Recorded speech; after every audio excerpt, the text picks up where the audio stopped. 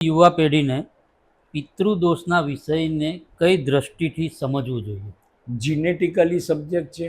પિતૃદોષમાં કુટુંબના જે genetically whether it is paternal whether it is maternal જે તમારામાં નેગેટિવિટી આવી હોય તો કેટલીક વખત કુંડળીના મિલાપકમાં પણ બરાબર ના હોય ને એના સંતાનમાં પણ આવા શાપિત દોષ આવી જતા હોય છે. એ કેટલીક વખત આ યંગસ્ટર્સ સમજતા નથી હોતા.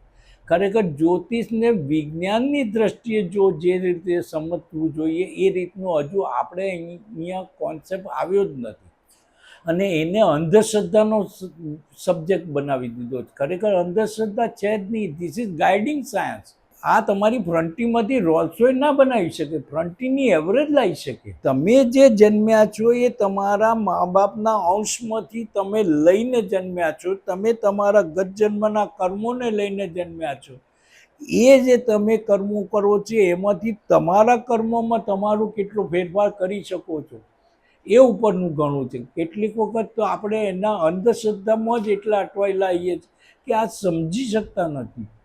ખરેખર તો મહેનત કરો એટલો રોટલો મળે ને નસીબ હોય તો સોનાની થાળીમાં મળે.